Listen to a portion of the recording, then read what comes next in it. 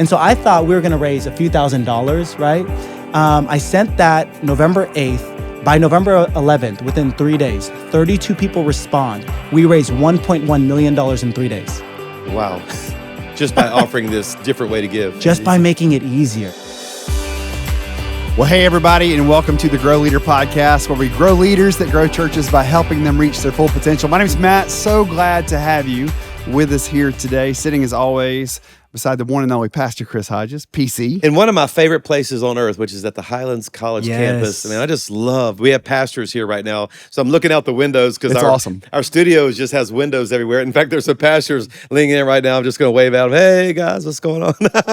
And so we have them all over the building looking at this facility. It's like a fishbowl. Yeah, I love it. I love it, though. It's so good. We have a lot of guests on campus today. But this is Vance Roush, who's our dear friend, who's the founder of Overflow, one of our partners. And one of the things we would love for you always to know about our partners is that we never bring someone to you that we do not use. I would never do this. We are not for sale, okay? So we bring you people that we're saying, now if they knew this person and they had this tool, it would help you grow your church. So that's my promise to you always.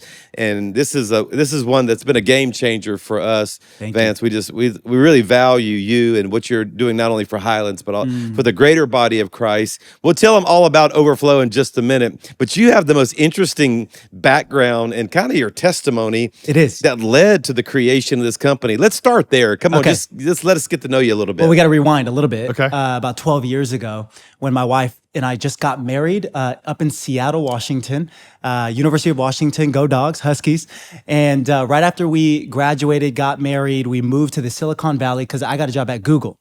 That was my first job out of college. What did you do there? So I was on the machine learning team before it was called AI. Wow. Actually, before artificial intelligence was kind of coined in the industry. Yeah. Yeah. And I don't even understand it. I have unartificial intelligence right now. So we were actually, what we called it internally, the good guys trying to fight the bad guys in terms of fraudsters trying to defraud the ad system. Wow. And so we created ML models, machine learning models, to detect it ahead of time. So that was my intro to business, my intro to technology. And you were doing that, that's the career you thought you were going to be in. That's the career that I thought I was going to be in. Simultaneous to starting my career at Google, my wife, she got a job teaching in a tougher part of San Jose. We were just starting our lives together. We knew that we wanted to be part of the local church. We met at a local church up in Seattle. That's where we fell in love. That's where we got married, officiated over there. And we knew we wanted to serve in a local church. And so we started looking for churches in the Bay Area. Long story short, we couldn't really find one we really resonated with. I mean, we signed up for all the connection cards, okay? 20 churches, never got a call back. What? Systems are important. We would even check that we would serve in kids ministry, still no call back. Like, it was like wild. The thing we say around Highlands is responsiveness wins. Right. It really does. Just respond. Do it as quickly as you can. That's a great takeaway right there. Just talk about responses this week in the staff meeting. All right, keep going. No, that's right. That is wild, though. And, the other thing, too, was we were looking for a house of vision. Right? I mean, the Bible says, without vision, the people perish. It's so true. I was in town hall meetings at my company at the time, Google, and the CEO, Larry Page, would remind us of the mission of Google. He would remind us every single Friday that the mission is to democratize the world's information, to make it accessible to all. My goodness. So I was in a staff meeting at Google, and then I would go to visit a church on a Sunday, and you didn't even know what the vision was. Oh. Right? And so there's all these elements, and long story short, I sensed that maybe God was preserving us for something, and he was, because 2 months into the journey of searching for a local church we could be a part of and call home, we got a DM on Twitter by these pastors that were in Australia at the time. They had a call from God to plant a church, a life-giving church in the Silicon Valley, but they had never been. And how did they even know to DM you? So, one of those churches that didn't contact us, they just forwarded us our information to them. Are you kidding me? I'm not kidding you. That's crazy. I'm not kidding you. Yeah. We don't and have time so- for you, but these guys might. I mean, my goodness. Well, because I think that they saw that we were living down south in the Bay Area and this church was in San Francisco. Okay. And so they were making the connection, and I'm grateful for that connection Wow. because that DM on Twitter, I call Twitter now the Holy Dove because it was kind of a divine connection. I know it's called X now, but it led to us responding to that DM saying, yeah, we're interested to connect. Are you guys in the Bay Area? They said, hold that thought. We got to book a flight. That next week, they booked a flight from Sydney, Australia to the Silicon Valley, and we met them. And we spent a few hours with them, touring them around Google, my alma mater, touring them around Stanford. And after 3 hours, and if you know any Aussies in your life, they become fast friends, okay? They're crazy. They're awesome. And so after 3 hours of knowing them, we end up at a Thai restaurant, okay? And they start pitching this vision of Vibe Church. They say, hey, we've been doing research. God's been speaking to us that this is a place that is the modern day Rome. The same way that all roads led to Rome is the same way all internet highways lead to the Silicon Valley. That's true. If Paul was writing letters today, he would write a letter to the Silicon Valley saying, I desire to be there. And they were talking about how people in the Silicon Valley, Apple, Facebook, Google, are creating products that are impacting billions of people around the world. But what if there was a life-giving church that reached these people and they would get a deeper purpose for the products that they were building by meeting their creator? Wow. And so they're giving this vision pitch. We were 22 years old, bright-eyed, and they look us right in the eyes. I'm just trying to eat my pad thai, but they look us right in the eyes and they say, why don't you join us? Why don't you start this church with us? And based off of mainly naivety, but the Bible says a mustard seed level faith, maybe a little bit of faith, we said yes. We said yes. That was a yes that changed the trajectory of our lives. Wow. So we planted a church. A month later, they sold everything in Australia, moved over officially, got a rental property in San Jose, California. In their living room, we started the church with 7 people. We wish we knew about ARC. At the time, we didn't know about ARC. It was just kind of organic. 7 people in the living room. Today, we have about 4,000 people across 12 locations. Wow. That's amazing. Yeah. That's spectacular. So God is moving. About a year into that journey, they ordained my wife and I, Kim, as executive pastors of the church. I think that's because we're the only people at the church that knew how to do a spreadsheet at the time. Yeah. That was Which a is qualification. It's very important. And I still know how to do spreadsheets. But that was the journey. And so we've been on every team, bump in, bump out. We've been on driving trucks and, all those type of things, planning campuses. Fast forward to 2019, I'm still in technology. I've been bivocational pretty much this whole past decade. I'm not paid by the church, right? I volunteer. And so 2019. So all those years you were volunteering. So there was a stint where I was part-time. Wow. But most of it, I've been volunteer. Wow. And today, And I'm before you volunteering. get into the rest of the story, Yeah. how did it go? How did it grow that fast? So what? I mean, give us. This is GrowLeader. So Yes. Give the people that are listening a little nugget on what did they do right for that to have that kind of explosive From growth. 7 to 4,000. Yeah. 7 to 4,000, GrowLeader. This is what I'd say. And Okay. I tell people this all the time. There was no hockey stick growth.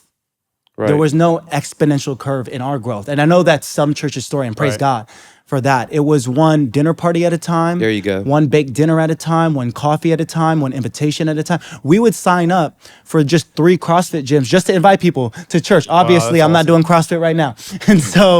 And so it was just diligence. I call that organic discipleship. Just intentional every week. Just one dinner party at a time. Which is not a part of our story at Highlands, as you tell very often. But I've heard people say that your office was Starbucks. You were 8 hours every day, meeting after meeting after meeting Absolutely. after meeting. It's one of the things that people don't know about Highlands and about the growth of our church. They think it was that hockey stick, just exponential Right. growth, and it wasn't. It was hard work every day. Right. Every It was day. something we enjoyed. But it was still hard. And very intentional, organic discipleship. So, It really was. And it compounds over time. okay, so 2019 now, go back. Fast forward to 2019, the church is growing. At that point, we were about to launch, into more locations. We were 10 at the time, all bump in, bump out.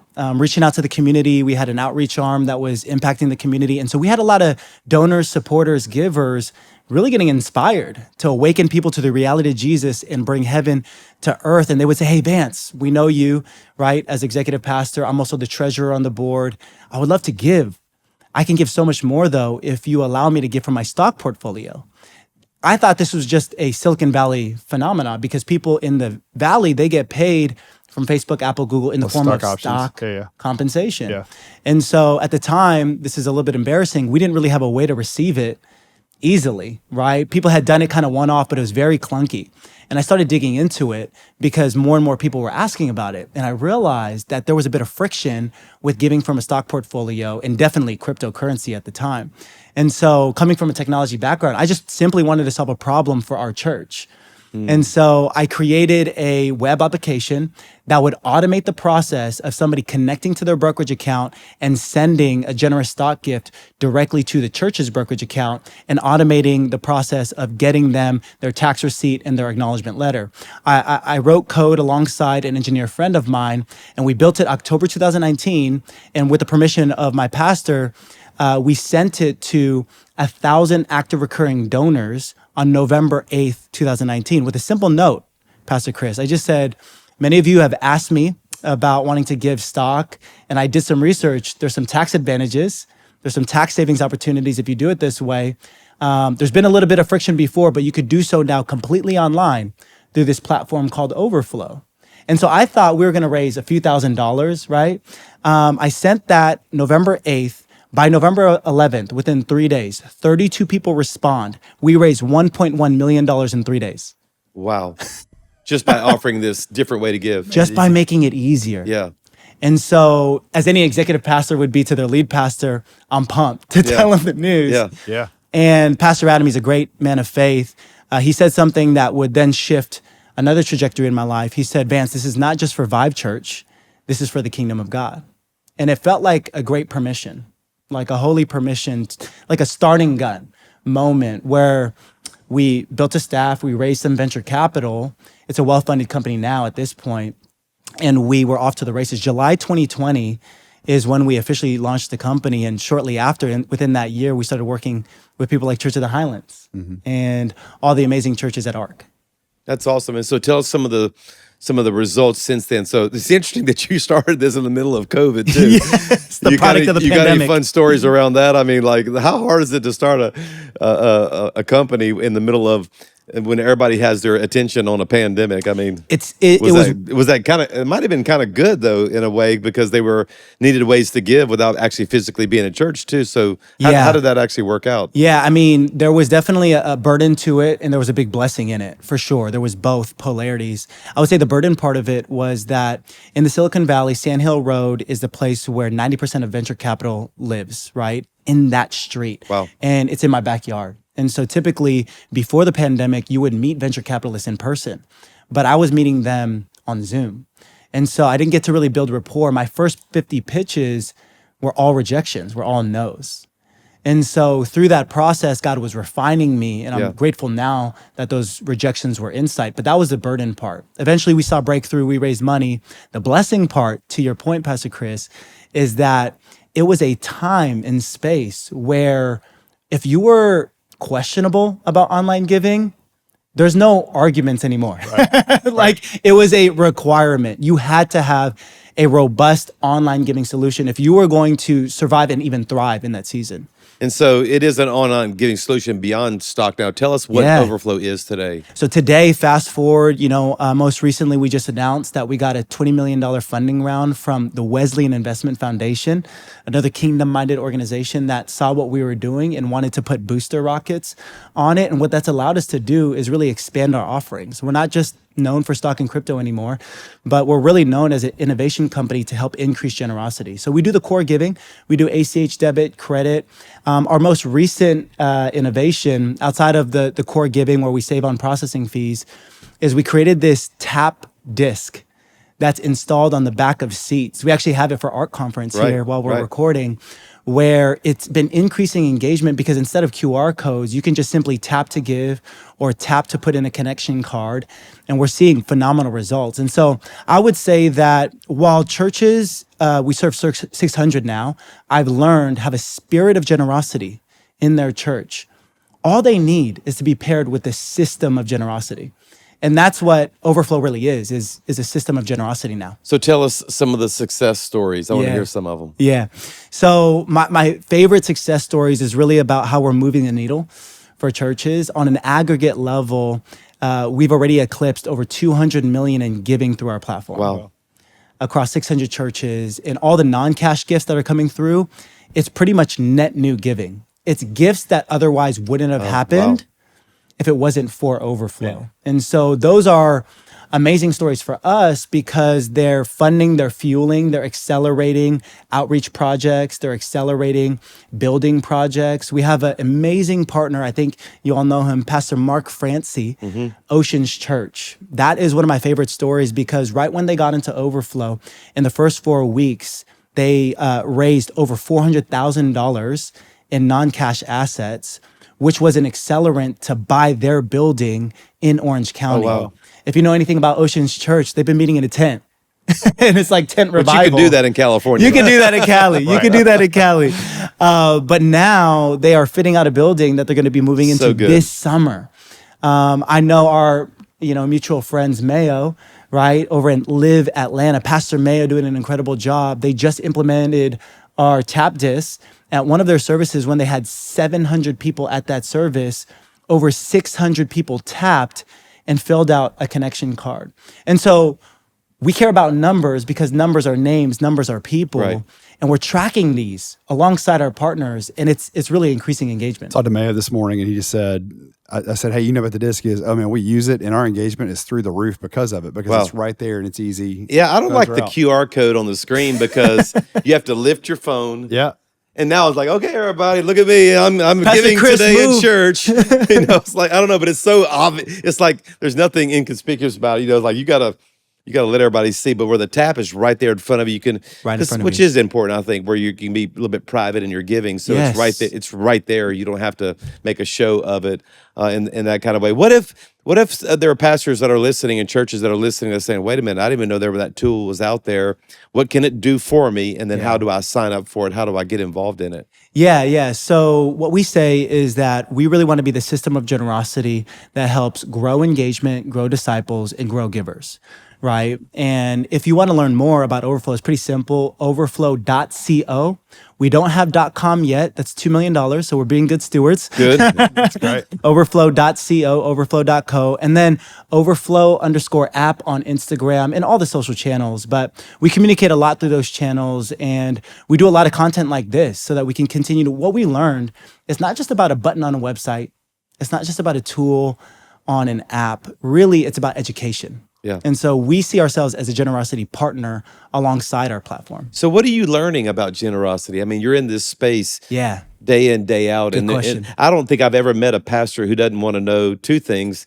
How do I get more people, and how do I get more money? Right. They all want to know, and they say it out of the purest of hearts. I don't say that in jest. I'm saying that people really genuinely care. Totally. Like I'm not very good at communicating about generosity, but they all have vision. So I know you have people's attention right now on this podcast. What are you learning about just the space of generosity? The biggest thing that I've learned is that a lot of times as pastors, we could think that, this giving moment or when I'm teaching about generosity, it's like I have to twist arms.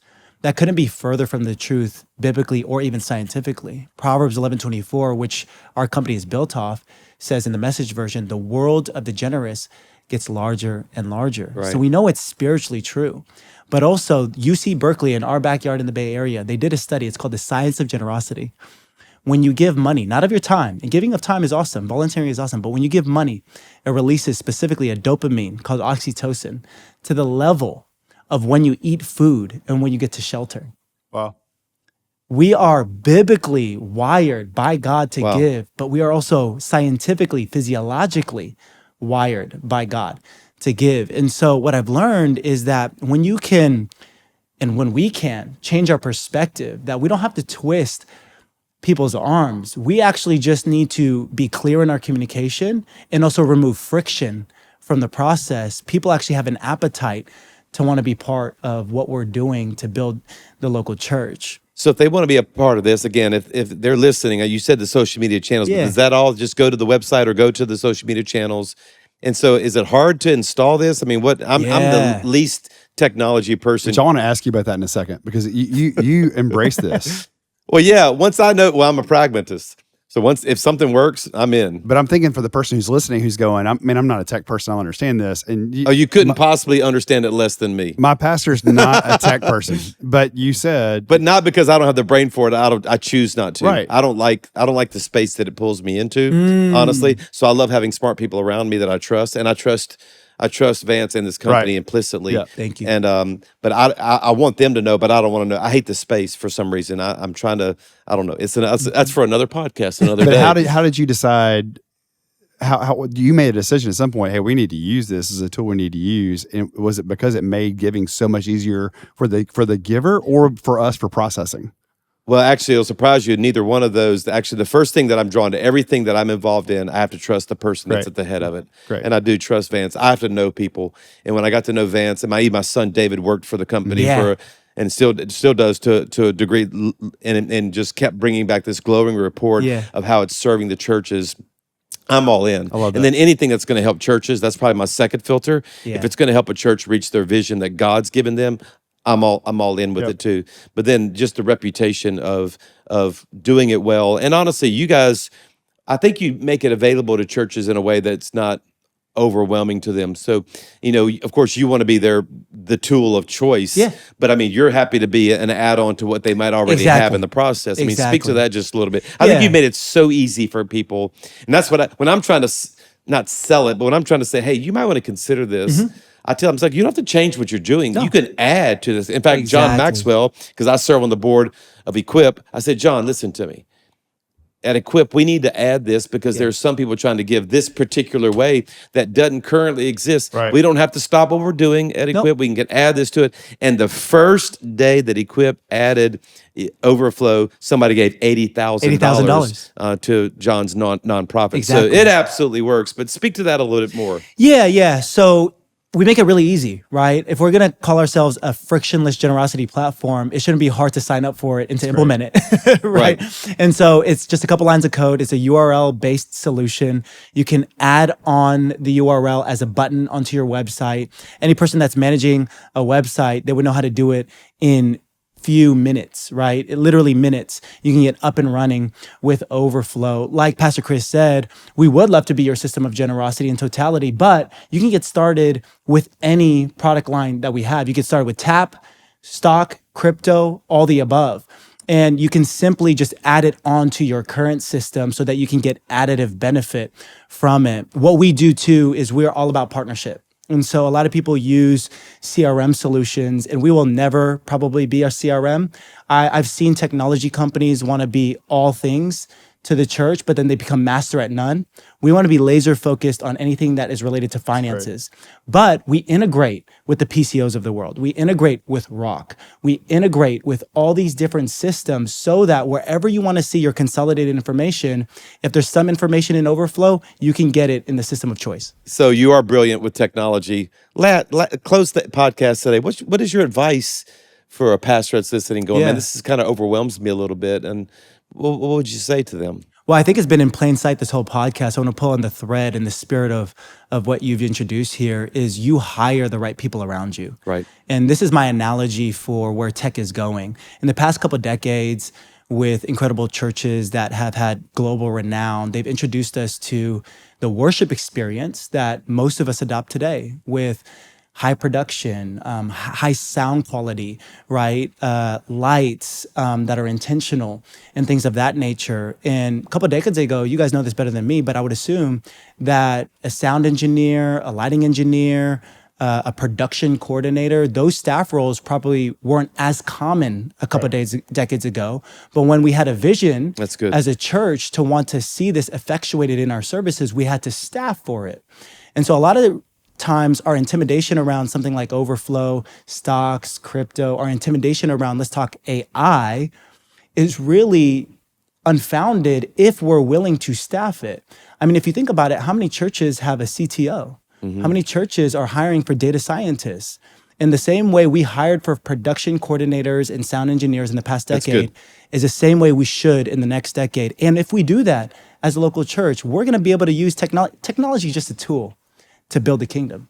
one of the tracks, one of the degree majors here at Highlands College is in technical arts, and so Beautiful. Yeah, thank you so much. Thank what a you. blessing it is to have you here today, an and I honor. appreciate our partnership with Yeah. you. We So, appreciate everything Overflow does. Thank you. Love that they want to be frictionless. We want to do that as well. And so if you're looking for all of the Overflow things, we're going to put that on the website for you. Yes. So growleader.com/podcast. We'll put all of Overflow's information in the show notes. Vance, we appreciate you so Appreciate you. much. And we'll see everybody next time on the Grow Leader podcast. Hey, everybody. Thank you so much for listening to this episode. And we also want to say a big thank you to all of our partners that help make the Grow Leader podcast happen each and every month. For over 80 years, the Western Investment Foundation has helped churches with their borrowing and their investing needs. Whether you're dreaming of a new opportunity or seeking wise counsel about resource management, WIF can assist you. You can learn more about them at wifonline.com/growleader. Next is our newest partner, Studio C. Studio C can help you know your people and grow your church. They combine strategy, technology, and communications to maximize church member engagement. You can bridge the engagement gap and transform your church's impact with Studio C. Learn more about them at their website. It's thestudioc.org/growleader.